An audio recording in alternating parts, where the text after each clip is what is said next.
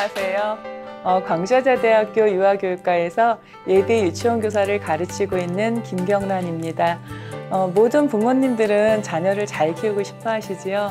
그런데 올바른 방법을 몰라서 매 순간 갈등하면서 에너지와 시간 또 노력을 너무 많이 낭비하시고요. 게다가 금전적인 것도 낭비가 많으시더라고요. 근데 또 문제는 아이들은 바람직한 양육 방법을 모르시는 부모님들 때문에 가장 중요한 결정적인 시기를 놓치고 또 발달에 대해서 조금 더 많이 역량을 발휘할 수 있는 그런 기회를 놓치는 모습을 보면서 저는 늘 안타까운 생각을 했었거든요. 저 역시 이제 아이를 키우는 동안에 갈팡질팡 했었던 때가 많이 있었습니다. 제가 알고 있는 지식, 제가 경험한 것들 함께 나누면서 여러분들께서 조금은 양육을 행복하고 즐겁게 또 아이들은 적절한 어떤 발달의 시기를 놓치지 않는 그런 사람으로 성장하기를 바라는 마음에서 여러분들을 만나고 있습니다. 그래서 10번의 강의를 할 건데요. 강의 주제는요, 커다랗게 엄마도 모르는 유치원입니다. 그래서 여러분들께서 이 강의 10번의 강의를 들으시는 동안 이제는 유치원에서 뭐를 하는지 알겠다. 우리 아이들이 매일 놀고 왔어요 라고 이야기하지만 그 놀이 안에서 얼마나 많은 경험들을 하고 그 안에서 우리 아이가 얼마나 잘 자라고 있는지 유치원의 하루하루의 비밀을 이제는 엄마도 알게 되셨으면 좋겠다라는 바람으로 이야기를 시작하겠습니다.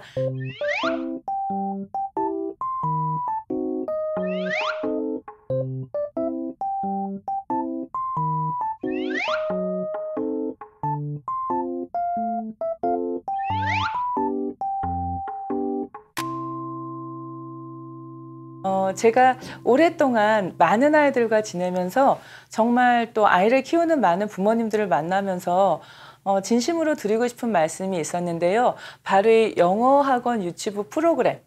저는 어머님들을 뵈면서 깜짝 놀란 게요. 인류, 영유 이렇게 말씀을 하시는 거예요. 우리 아이 일반 유치원 보낼까요? 영어 유치원 보낼까요? 그래서 영어 유치원은 없습니다 라고 말씀드렸더니 오히려 한 걸음 더 나가서 이렇게 말씀하시는 거예요. 영어 유치원 중에서도 놀이식 유치원을 보낼까요? 아니면 학습식 영어 유치원을 보낼까요? 라고 말씀을 하셔서 어디에서 그런 말씀을 듣게 되셨나 참 궁금했었는데요. 우리나라에 영어 유치원은 없습니다. 우리나라에 있는 유치원은 유치원인데요. 이 유치원은 유아의 교육을 위해서 법에 따라서 설립 운영되는 학교입니다. 그래서 많은 분들께서 처음 학교라는 이야기를 요즘 불리고 있죠. 그리고 영어 유치원이라고 많은 분들께서 말씀하시는 그 영어학원 유치부 프로그램은요. 어학원인데 영어를 가르치는 어학원인데 단지 대상 아이가 어린 아이다. 이런 차이밖에 없습니다. 제가 더욱이 놀란 거는 영어학원 유치부 현황이라는 표를 교육부 자료에서 봤더니요. 계속 증가하고 있는 거예요. 그래서 2017, 18, 19년도의 자료를 봤더니 474개소, 그 다음에 494개소, 그리고 나서 2019년도에는 558개소 계속 증가를 하고 있는 거예요.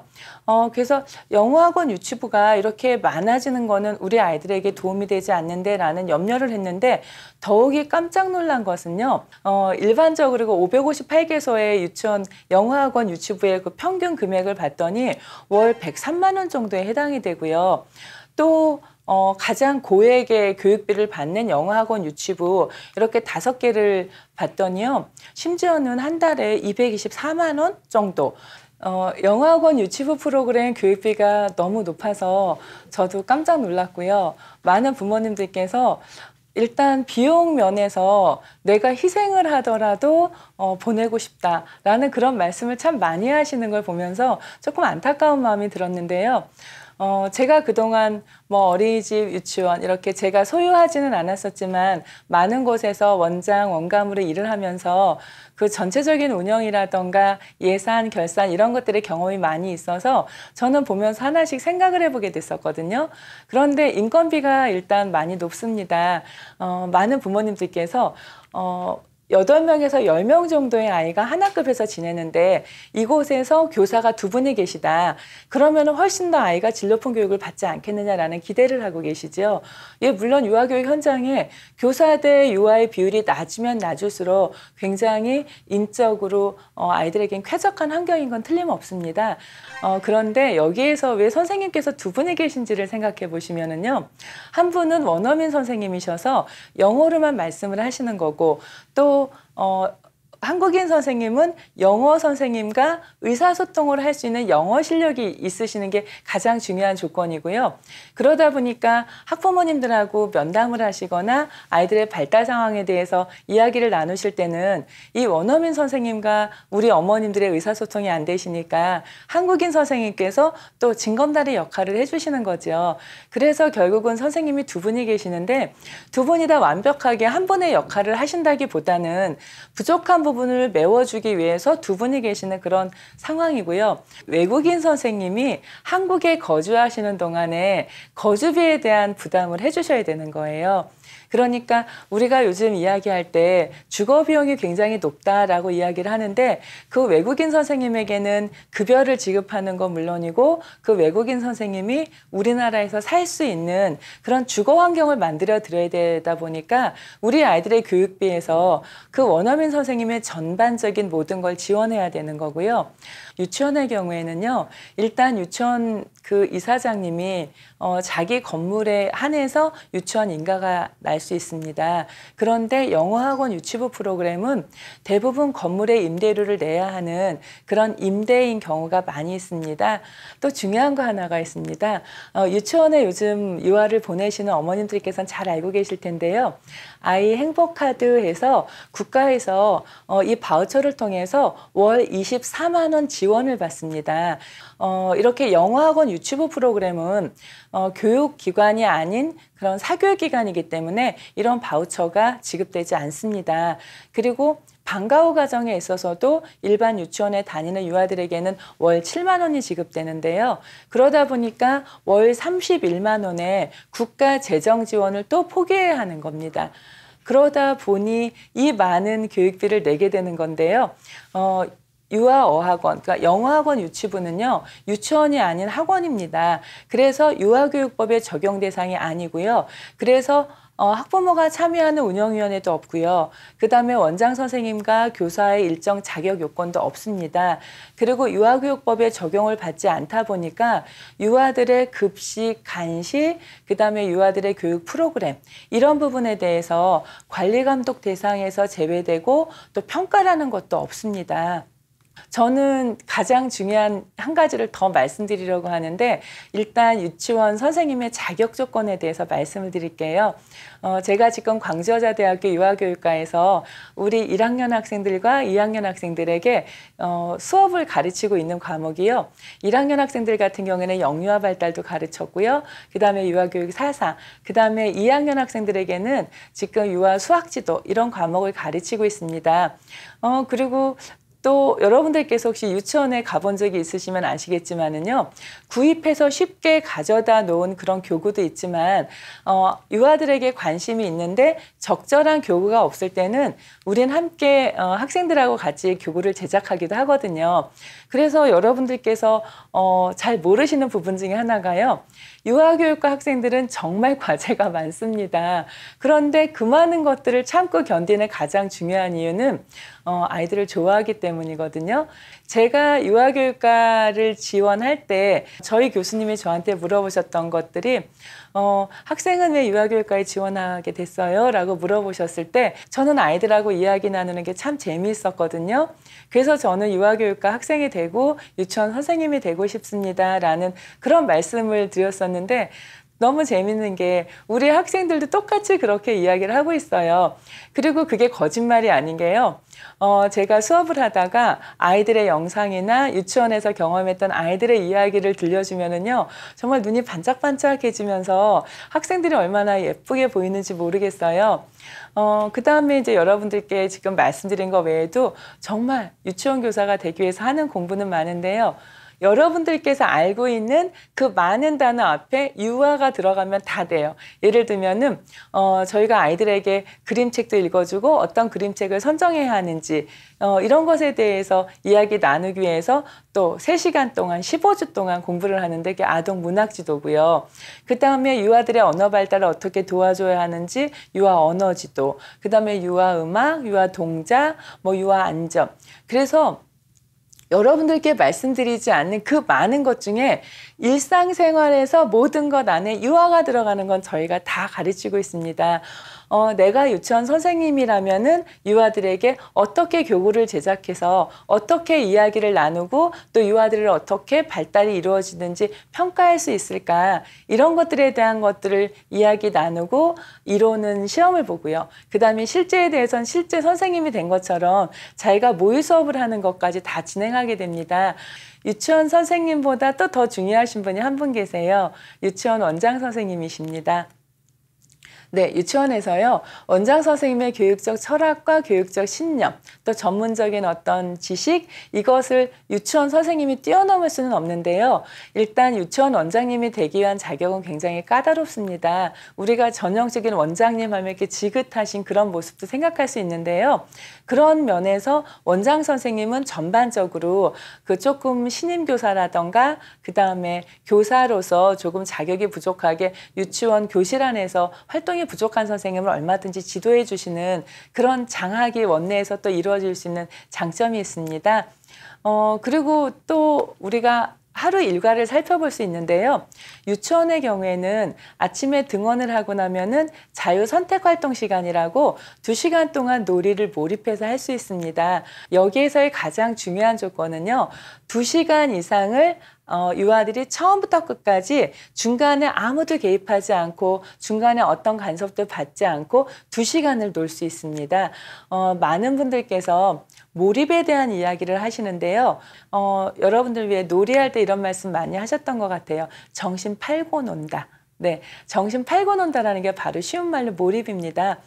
무슨 얘기인가 하면은 유아들이 놀이를 하는 동안요, 이렇게 옆에서 보고 있으면 누가 보는지 모르고 굉장히 이렇게 눈이 반짝반짝해서 보는 모습을 볼 수 있거든요.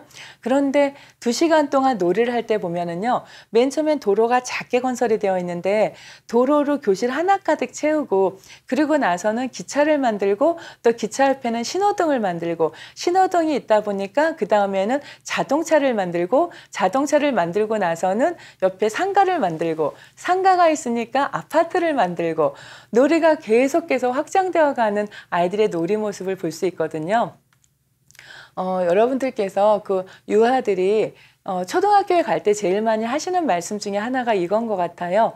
너는 왜 엉덩이 붙이고 한 자리에 있지를 못하니? 라고 말씀하시는데요. 뭔가에 집중하고 몰입할 수 있는 것도 습관이고 태도입니다. 그래서 어린아이들이 유치원에서 놀이에 몰입해서 2시간 정도를 흠뻑 놀이에 빠져있는 아이라면은요, 그 다음에 학습이든 아니면 성인이 되어서 어떤 작업을 하던 2시간 정도 이상 자기가 몰입해서 자기에게 맡겨진 일을 할 수 있는 능력이 생긴다라는 거지요. 그런데 영어 학원 유치부 프로그램의 경우에는요, 일단 대집단으로 진행하게 됩니다. 대집단이라는 건 무슨 말씀인가 하면은요, 선생님께서 운영을 하실 때 모든 유아가 한꺼번에 동시에 참여하는 거예요. 마치 초등학교 프로그램처럼요. 그래서 여러분들께서 8명에서 12명의 유아가 한 학급에 있고 선생님이 2분이 계시기 때문에 굉장히 질 높은 교육을 할 거라고 기대하시지만 그 안에서는 개별적으로 함께 상호작용하는 프로그램보다는 선생님께서 전체적으로 함께 일대 다수가 동시에 활동을 하게 되는 경우가 굉장히 많이 있지요.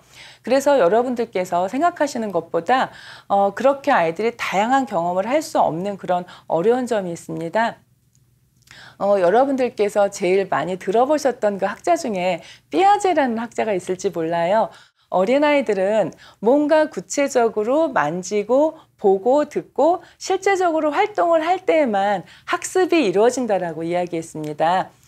그러면 여러분들께서 생각했을 때 유치원의 경우에는요, 교실 한번 생각해 보시면 이런 뭐 놀잇감 항상 손으로 만지고 던지고, 그다음에 느껴보고 귀로 듣고 소리 듣고 눈으로 보고, 이렇게 실제적으로 내가 이렇게 만질 수 있는 활동을 많이 하는데요. 이 만지는 것, 이렇게 손으로 느낌을 갖는 게 제2의 뇌발달입니다. 여러분들 아시겠지만 예전에는 우리가 숟가락 끝에 포크가 있어서 숟가락 포크로 음식을 먹었었던 적이 있었어요. 그런데 어느 순간부터 만 3세 아이들도요, 기어이 젓가락을 쥐어주시더라고요. 근데 그 젓가락 이름이 다 아시죠? 에디슨 젓가락이에요. 그 에디슨 젓가락이라고 이름 붙인 이유는 이 젓가락질을 많이 하면 에디슨처럼 굉장히 똑똑해질 거다라는 그런 바람이 담겨 있는 젓가락인데요.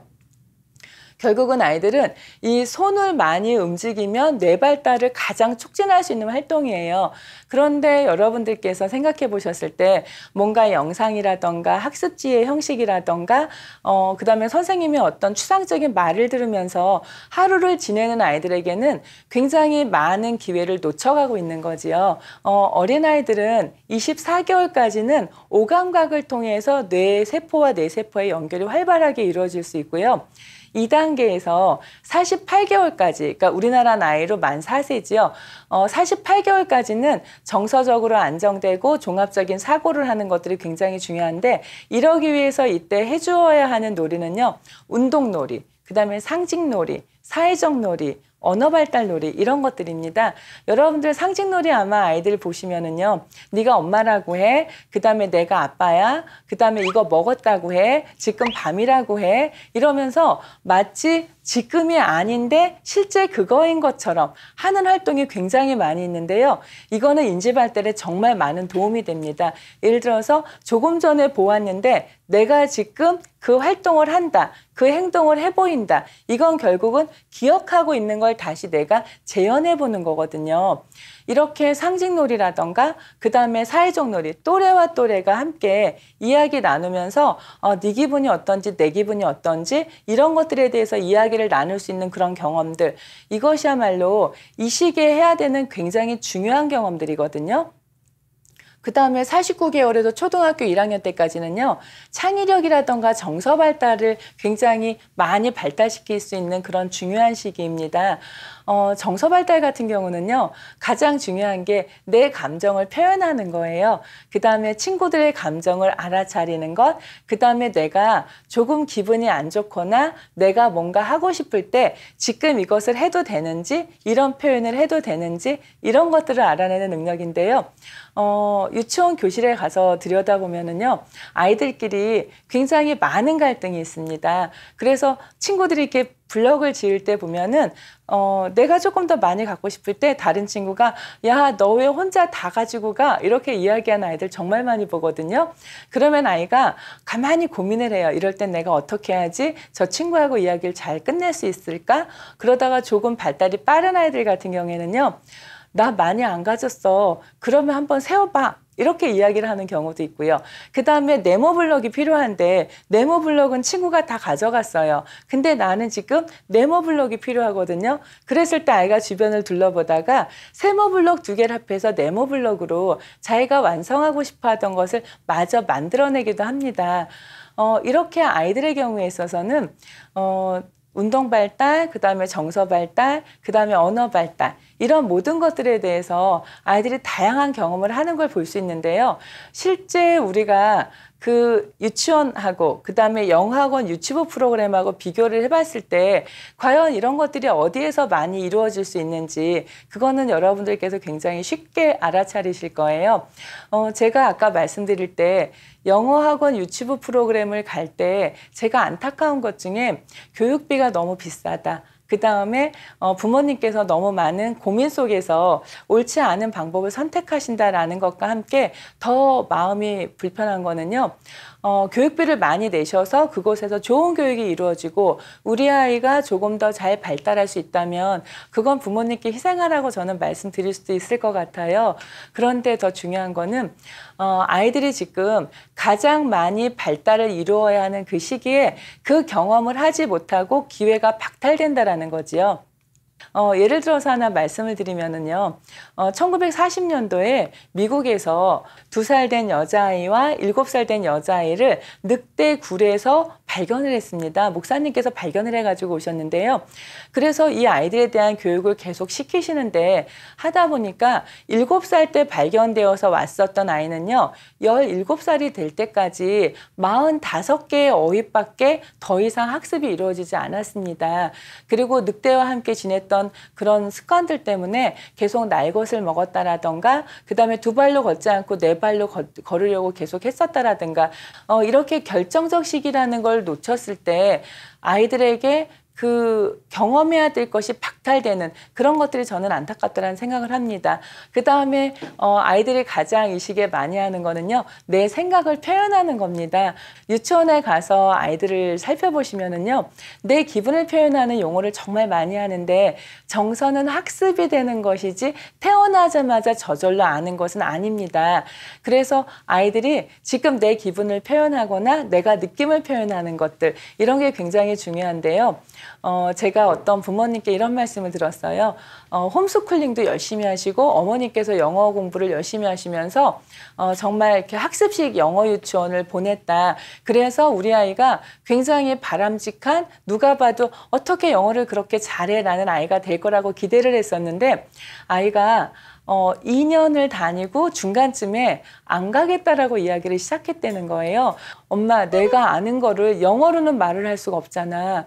그래서 내가 영어학원에 가면 내가 바보가 되는 것 같아.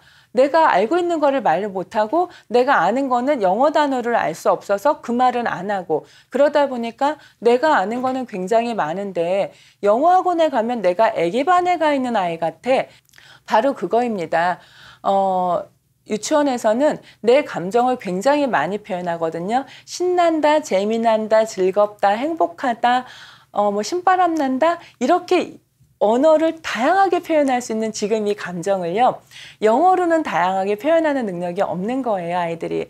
그래서 이때 중요한 거는 언어를 많이 표현하는 거지 언어를 많이 듣는 것보다 표현하는 것이 훨씬 중요한 시기입니다. 그런데 여러분들께서 우리 아이들이 영어를 할 수 있는 능력을 살펴보시면은요, 선생님께서 하시는 말씀을 듣고, 심지어 이런 아이가 있더라고요. 선생님께서 영어를 뭘 이야기를 해주시니까 옆에 있는 아이가 뭐래? 라고 하니까 또 조금 발달이 빠른 아이가 이렇게 얘기하던데요. 티처, 시저, 투? 이렇게 얘기하니까 선생님이 네 하고 얘기를 하셨더니 옆에 있는 친구한테 야, 거봐. 이 가위 우리 둘이 나눠서 쓰래. 이렇게 표현하는 거예요. 그러니까 아이들이 영어학원 유치부에 갔을 때 표현하는 어휘들이 그렇게 다양하지 않고 특히 내 감정이나 내 정서나 그다음에 친구들의 마음을 읽는 거는 너무 어려웠다라는 거지요. 지금 OECD에서요, 미래 인재상에 대해서 제시를 했습니다. 일단 새로운 가치를 창조하는 창의성 문제 해결력입니다. 아까 제가 말씀드린 것처럼 내가 지금 네모 블록을 쓰고 싶은데 네모 블록을 친구가 다 쓰고 있어요. 그럼 난 어떻게 해야 되지? 세모 블록 2개를 모으니까 네모 블록이 됐구나. 이런 문제 해결력입니다. 그 다음에 도로를 건설하다가 그 다음에 내가 본 어떤 고가를 만들면서 잘 세워지지 않으니까 옆에는 놀잇감을 가지고 와서 잘 쓸 수 있도록 하는 것. 새로운 걸 자꾸 만들어내는 그런 능력이요. 더 중요한 거는요. 협동, 공감, 갈등 관리입니다. 무슨 얘기인가 하면은요. 타인하고 관계를 계속 새롭게 맺어야 합니다. 우리 아이들이 살아갈 미래에는요. 직장이 없다라고도 이야기합니다. 요즘 여러분들 그런 생각 참 많이 하실 거예요. 뿔뿔이 재택근무를 하면서 아니면 어떤 팀이 구성되면서 일을 열심히 하고 그 프로젝트가 마무리되면은 다시 뿔뿔이 흩어져서 새로운 작업을 할 때 인원 구성이 다시 이루어지는 경우가 굉장히 실제 많이 있는데요. 이럴 때 가장 중요한 거는 그때마다 우리의 목표를 이루기 위해서 얼마큼 협동할 수 있는지, 그 다음에 새로운 사람과 일을 할 때 내가 그 사람의 마음과 기분을 알아차려서 서로 배려할 수 있는지, 그 다음에 어떤 문제가 생겼을 때 그 문제를 어떻게 해결하면서 우리가 좋은 마음으로 다시 친화를 가지고 일을 해나갈 수 있는지, 이런 협동, 공감, 갈등 관리인데요. 이 경우에 있어서는 실제 경험하지 않고 학습될 수 있는 경우는 전혀 없습니다. 더군다나 혼자 할 수 있는 것도 없고요. 그 다음에 유아와 유아가 서로 갈등을 경험하면서 이럴 때 친구 기분이 어떻구나라는 걸 느낄 수 있을 때에만 습득되는 그런 능력인 거죠. 지금 여러분들께 말씀드린 그 많은 것들 중에서 유치원과 그 다음에 영어학원 유치부의 어떤 교육비라던가 어떤 통계, 저는 이런 것보다 더 중요한 거는요, 여러분들께서 가장 소중한 우리 아이에게 지금 이 시기를 어떻게 보내야 우리 아이가 성장했을 때 정말 OECD가 이야기한 미래의 핵심 역량을 모두 갖춘 아이로 성장시킬 수 있는지, 내가 지금 하는 이 노력이 정말 우리 아이의 미래에 도움이 되는 건지, 그런 것들에 대해서 곰곰이 생각해 보시고, 그러고 나서 판단하신다면은 굉장히 어디를 보낼까 할 때 고민하지 않고 쉬운 선택이 있고, 그 선택이 굉장히 좋은 선택이 될 거라고 말씀드리고 싶고요. 자녀가 유치원에 갈 즈음이 되면은 저에게 제일 많이 물어보시는 그런 주제가 유치원에 보내요? 어린이집에 보내요? 이 두 개가 비슷한 것 같은데 뭐가 다른 거예요? 이런 말씀을 참 많이 물어보시는데요. 예, 오늘은 유치원과 영어학원 유치부를 비교해 드렸고요. 다음 시간에는 우리가 유치원과 어린이집 어떤 차이가 있고 또 어떤 비슷한 점이 있는지 또 이야기 드리겠습니다. 네, 고맙습니다.